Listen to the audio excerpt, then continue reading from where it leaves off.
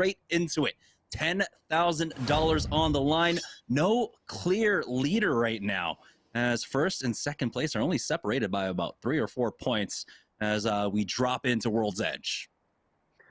My eyes are specifically on Renegades right now. I know that they're at that third place spot. The one that you mentioned isn't that far off the top, but remember in game one as well that they were the squad that took down NRG, that managed to actually eliminate such big players from the lobby. As we check in with them, having dropped all the way up here, right outside of Harvester, are going to have themselves a nice central area to be able to rotate to the zone that actually isn't that far off, just up in the north. Yeah, this one is going to be pulling up to the northeast. We'll see if it maybe goes further over towards Refinery and such. But with this, I mean, we haven't seen any impetus coming up from Cloud9 or TSM for the early rotate, but they would have loved to seen it if they weren't dead set on killing each other. Right now, though, NRG will be looting things up. They have about another minute before they really have to start moving here. We'll see if they maybe just hang around. They might be able to catch stragglers on the rotate, and we do have a better look at where this ring is pulling. Overlook is definitely an idea. Maybe the train tracks in between Overlook and Epicenter for this zone, or this could continue to just pull northeast and pull towards the buildings just outside of Refinery or on that hill between Refinery and Epicenter. I really like me the Epicenter zones. I think that the amount of vertical gameplay that you get there can really throw a wrench in a lot of teams' plans, and at the moment, though we're not there, G2 hanging out in the southeast where the last ring closed, we're still looking for a lot of teams that like to lay down their claims early to find their spots. What I am really happy about as well is that C9 and TSM, knowing that the zone is on them, have played a little bit more passive. Might actually get some placement points this time around. The minute 22, no knocks quite yet, and we'll check in on that in just a moment. Right now as G2 continue their looting path. This is a squad that does like to take their time, and of course it's thermal, right? There's just so much ground to cover, there's so much to loot up, and you got the pings going down, the blue backpack as well, so they're going to want to get as much utility and as much equipment space as possible right now. As we do have CLG making their move. Lou's taking some damage here, and CLG are now just full sending it over to Epicenter. They got the first knock, tech to go down. Beautiful spray there out from Madness, but it's going to be Vax that picks that one up. And oh boy, usually you're not taking a re into a fight, but he definitely did and was able to take him out. So CLG looking to continue the momentum that they built up in game number 1 that did get slowed down in game number 2, but now they've established a position of power really over here for this zone. Yeah, they are really feeling the alpha blood flowing through them, already taking those first couple kills. Haven't actually finished off the squad. Era still in the game, but definitely not by a long shot going to be putting up the high kill numbers that they would otherwise hope to. CLG also have the zone to play with and are just rotating around the outside right now, seeing if they can catch anyone else who is perhaps running on the side of Era, or just trying to find their way into the ring right now. Madness spotting out a lot, does go down. Lazarus shows up with a G7 scout, taking him out. Lou's next to fall as well, and they've bitten off a little bit more than they can chew, as it's going to be a 2-team affair here, and Vaxlon is going to be left to try and rat this one out. We'll see if it recovers banners. I mean, there's a possibility with so many teams in the area, but things are not looking likely at all, as he has been spotted out, and PLG might be the first team to go down. Cloud9 show up though. Xset were one of the teams involved in taking out some of CLG. So there is an opportunity for Vax to try to come back in for this. Yeah, this is a nice angle for him if he can go in undetected, since third parties do abound. Right now, C9 continuing to clean up some kills. Vaxlon gonna get the time to heal up on the Bloodhound. Doesn't have a whole lot of utility. Doesn't want to use the scan lest he give up his position. So essentially playing blind right now. It's gonna rub him the wrong way. Razor though making their own push into the epicenter. Do have a nice setup just around the side here, and the ability to scout, of course, with the crypto that they've got. Just gonna use that jump pad a little bit aggressively, get themselves a nice holdable spot in here, maybe even aiming for the top of epicenter.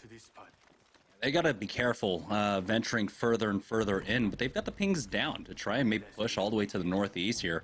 They do have a squad that is inside Epicenter proper on top of that tower now, going for that drop. And so Razor just going to have to watch on as they pick up whatever goodies come out from that natty drop. But Team Razor are looking pretty good. They've got the gold armor themselves. They got the blues for Zera, Tricky, and Mr. Hakulo. Tech, once he gets those EMPs, should be able to farm up some free armor damage for his squad. I mean, he knows that there's a full 3-man up there on that tower, so if he wants, he can just continue to spam that. Here's 303 making the rotate now up to the northern side of this zone, rotating through, make their way on over to Refinery and hold this hill. This is honestly the hill that I wanted to see CLG holding before they decided to full send it onto more squads and basically going down. But it looks like 303 will be patient with this position and just hold it for now. And that's the right move here, especially as they are under fire. Don't want to push up into a zone where you could very well be third party. That's what I'm expecting to happen around the epicenter zone that we were there at just earlier. 303 also in a really nice spot to try and contest the center there, and though they don't have a crypto themselves, there is one eyeing up the squad that could be softened in the center. Stick's going to join up the squad only on the white shields here, makes it with no damage to himself, actually potentially picking up a nice little gift from his friend there on the Octane. Is going to have a lot more safety now. Yeah, I mean, you got escape on that Gibraltar, giving him the G7 scouts. He'll have that arm shield for the favorable trades to try to get that white Evo shield up. And so that's just basics coming out from 303 here to get them back in. NRG getting into a fight with Team Liquid right now. They've already gotten 2 knocks throughout all of this, as it looks like Era do get finished off. Zach Mazer finds Stunny and takes him out. 303 just holding the northern side, and Team Liquid do get knocked out. We're already down to 17 squads. A very, very aggressive early game so far. And surprisingly enough, of course, TSM not full sending it into C9 as well. And we get to see what C9 get to do when they make it out of the early game. I tell you what, Jamerson, though, I do really like seeing when Zach Mazer shows up in the kill feed, because he is such an aggressive player, because he does like to test his limits. When he's on the left side of those kills, it means that he's actually feeling it today, able to get his team a few more of those points. And if he's the one, the IGL, that is able to actually push the pace and do it successfully, C9 can sort of start snowballing that momentum into great zone spots like NRG had last time, and potentially into wins. Doesn't look like Space Station Gaming going to be able to do that, though, because they are being focused down right now in a little bit of a firefight. TSM thinking about picking up some kills themselves. Looks like TSM, they just held position over here at Fragment East, and everyone's giving it a wide berth except for SSG. Throughout all of that, though, it looks like Team Intel are in dire straits. They might have been knocked out. It was hard to tell. But we're already down to 17 squads, and so I believe they're still alive then at this point. But right now, TSM just holding here at Frag East, as we'll have a better idea of where this ring is going to pull in just a moment. Don't know if they've got a beacon here. It doesn't look like it, unfortunately, for them. And so they're just going to wait this one out and see if it does pull down into Frag East. We'll find out in just a moment. Here's G2, though, finally making it out now, moving their way all the way up to the north side, over to Skyhook. With the wide wrap, they're looking for those isolated fights on the edge. This is a squad that does love the team fighting in the early and mid game. Do not like playing for the very slow play style. And so they're going to try and full send it. Designful has to be careful as Gentrifying is setting up the flank, but Designful is the one-man army. Might be able to get the knock himself. Is forced to fall back, and oh no. NRG on the other side of this one. He needed the backup of Gentrifying, who just showed up a little bit too late here with the PK. Now he is watching his team getting finished off. We'll try and back away, but he gets finished off. NRG picked this one up, and now they are poised to take the lead away, or should have at this point, with the 6 KP that they have from CLG. That is a great spot to be in, and it's off the back of G2 really just not being synced up on the push there. You mentioned the late rotate. It cost them a lot more than that. It cost them positional points as well. Although Space Station Gaming, they might be taken down at the same time. Zenile already falling, and that's going to be a clean wipe from TSM, who also pick up a lot of KP, although they lose reps in the process. Here's the third party coming out from Team Timmy, though, and we saw this happen to TSM in game number 1, winning out the fight, losing out on one. and the third parties coming in. Team Timmy, though, looks like they do have 2 KP to their name, and so Team Intel might still be in this, but TSM on the verge of getting knocked out again. Snipe Down does get finished off, but here comes the 4th party now as Flashpoint Lonely Fans show up. A prize going down, so Team Timmy down to a duo here. They do have the Beast Hunt running. We'll have another scan in just a moment, but then they'll just thirst, and it's very unfortunate. It's hard to tell how much or what that knockdown shield is. You saw Kubsky putting in a good, 200, 300 damage into that knock shield. They do clean that up, and we'll pick up all the loot here, but they do not finish off the teams. We'll see. Kubsky does have another scan. Throw that down. Maybe they go and hunting for the rest of this squad. I was worried about even the 5th party right there, because it seems like that is the hot spot right on the edge of zone in the south.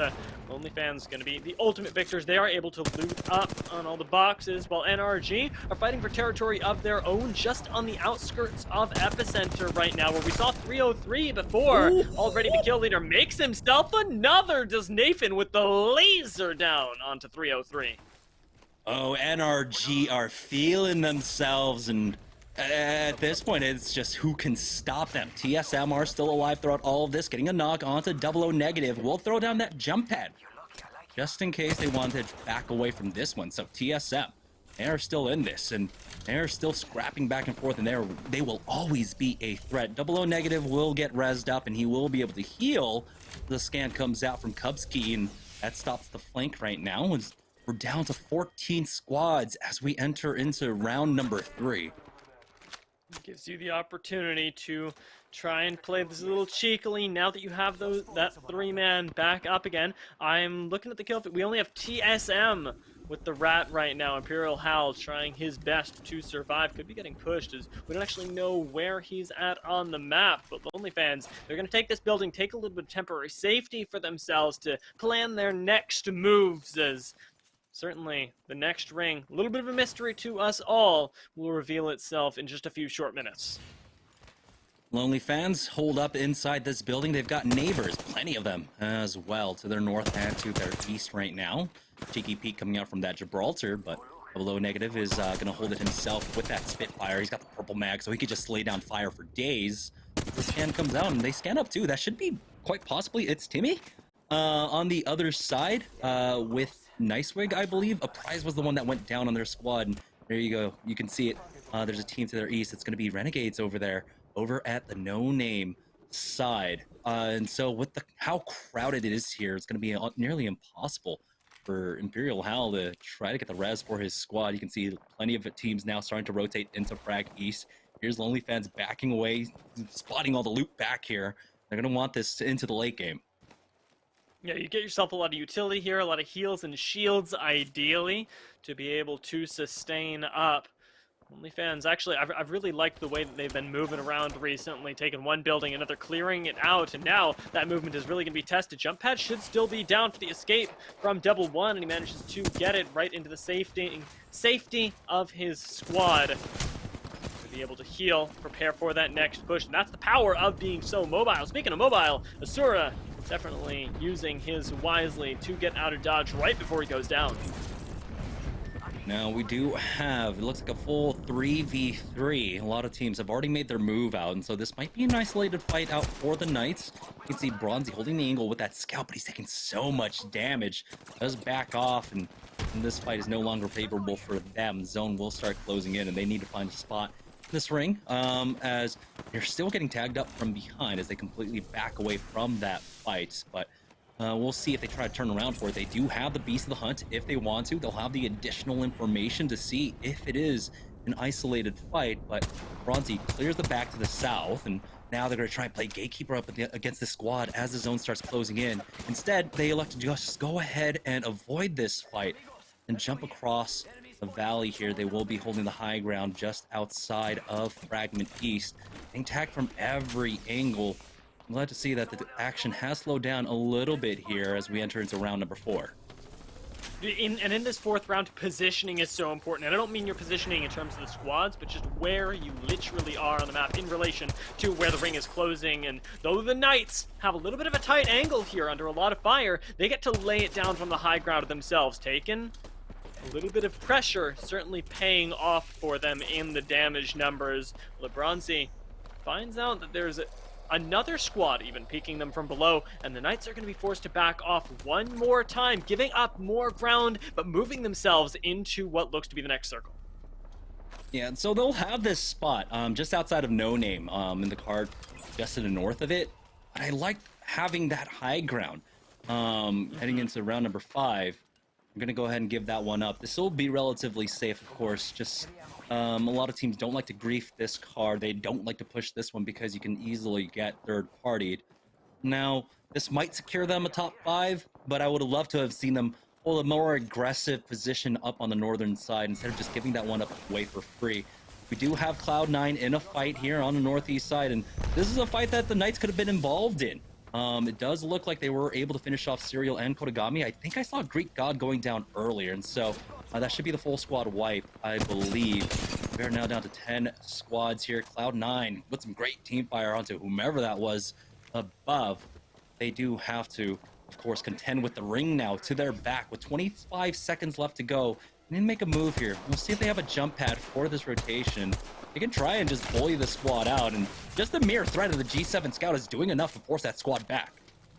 Yeah, this is really nice play from C9. They're doing exactly what we just saw done at the Pittsburgh Knights. Just the pressure alone from being on that high ground, from not having a safe angle any which direction, is going to make the job for C9 a lot easier, but they're still under fire from around the hill, and they've already gotten their Gibraltar knocked as well, quite literally. Stay Naughty gonna heal up at the bottom here, trying to hold behind cover. Might be able to get the res off for now, but that ring is closing in. It's a ticking time bomb for C9. And it's Team Razor that are holding this high ground here. No one punishing Cloud9 though, and so you should be able to get that res, get him back up, and so Cloud9 are going to be happy with that at the very least, being able to recover for now. But here's Team Pop Tarts trying to find more here. They try to go for the full send, but now they're getting punished. We'll see if they can finish off Cloud9, and they do! Clutch up coming out from Impulsive Dream. Cloud9 knocked out in the top 8, but now they have to recover themselves. Farmer Lucas was still bleeding out on the ground. A little bit of a pressure being applied from someone just to their south, but they do survive for the time being. NRG now are just getting full-on pressure and will get taken out, and somehow Team Razor just completely wiped them with almost no resistance coming out from NRG, who were just firing on all cylinders a moment before. Yeah, it just doesn't seem like NRG expected anybody to really be able to contest them there, but the laser was enough. Now, with this really nice high ground, with almost actually being in the zone right now, they're going to be able to hold this spot, be able to lay down so much hurt on the squads, pick up more kills, potentially move themselves up pretty high in the standings. Burning a little bit of utility now is Hakulo. Actually finds some damage as well, so they know very well the kills away. They're worried, though, about that card, and rightly so. They're going to keep an eye on that. I believe that we saw the Pittsburgh Knights backing away into that one, and it looks like they are still in there for the time being. This high ground is in for the circle as well. Not much cover, but they are still in with a great vantage point.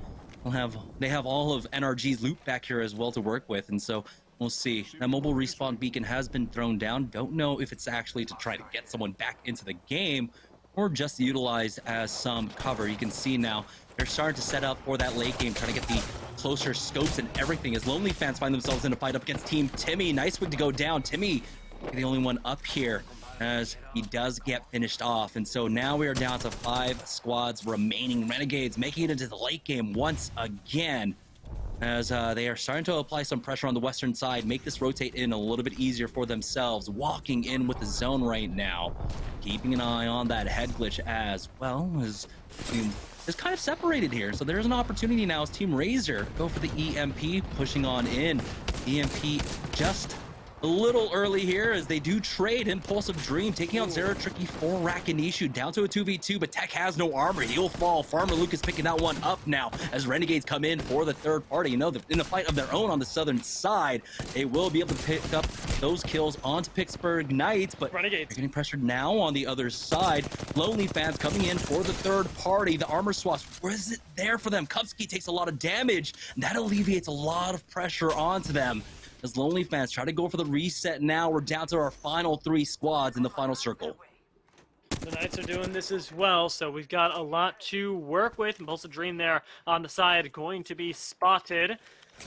As now with Team Pop-Tarts on the side, it's going to be Lonely Fans, maybe a little bit hesitant to push in, gonna have to back off behind the cover that they find, but they're being pinched down by the farmers.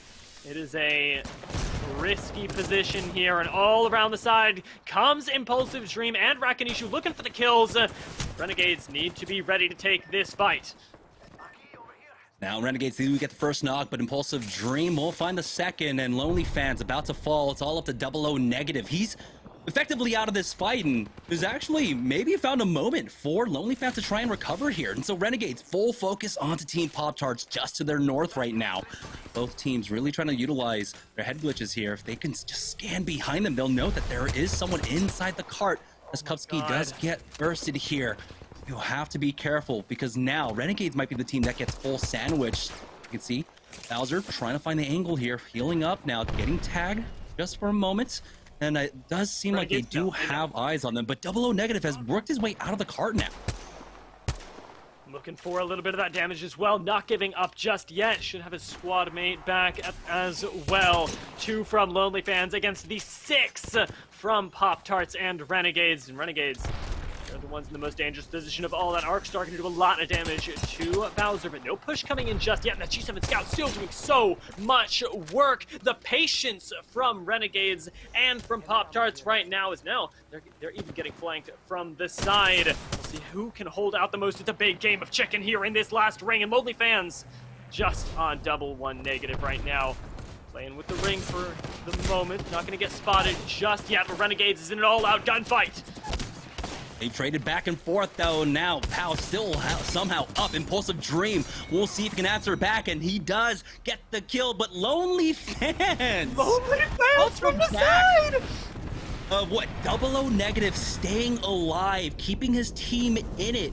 As you see, the full 3v3 taking place in between Renegades and Team Pop-Tarts. Lonely Fans are able to take advantage and come in for the third party and steal away the victory. You never count out a squad that you can't see, that you don't have vision on in the last little bit of the game there. Great play from Lonely Fans, great holding it together, and it's that crucial thing that we always talk about there, the patience in the end game. We talked about it with CLG just 2 games ago, and in the last game, who was it? Help me, Jamerson. The winners from last game, NRG. NRG, there we go. We talked about it with NRG holding that building right there at the end. It was Lonely Fans that did have that. I'd be surprised if we don't see that come back in the highlight moment, but that's going to be game 3. So as we take a short break, we'll move on to game 4 very shortly. And if this game was any indication, it's going to be a hype one. And we got 3 games left to go. We're heading into halftime. You don't want to miss it, so don't go anywhere.